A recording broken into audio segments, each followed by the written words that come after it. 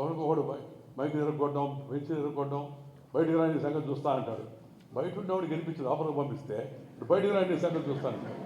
అంటే ఇది బయట ఉండాల్సిన సరుకే కానీ లోపల ఉండాల్సిన సరుకు కాదని తెలుసుకోవాలి మనం.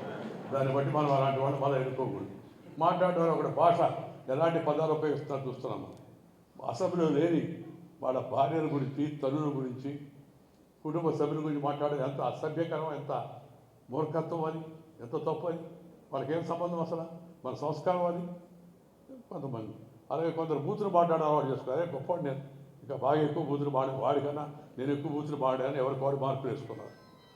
నా మధ్య నేను తిరుగుతూ మాట్లాడుతుంటే ఒక ఊరిలో ఒక ఆమె, సార్ ఈ అసెంబ్లీలో ఈ బూతులు మాడేవాళ్ళ సంగతి ఏం చేయమంటారు సార్ అని. ఏం చేయమంటే నీ చేతిలో ఉందమ్మా అన్న. నా చేతిలోనా? నా చేతిలో ఉంది సార్. మీరు అనుకుంటే వాడి సంగతి, మేము అనుకుంటే వాళ్ళు ఏం చేయగలరు సార్, పెద్ద పెద్ద రౌడీ రోడ్డు అని నేను చెప్పా.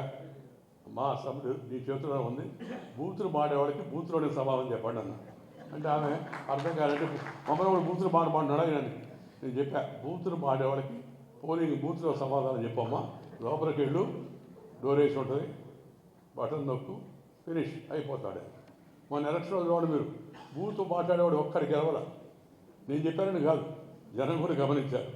అందుకని మనం ఎన్నుకునే ప్రతినిధి యొక్క character, calibre, capacity and conduct, ఈ 4 చూడాలి. Character, calibre, capacity and conduct, ఇవి చూడాల్సిన అవసరం ఎంత ఉంది.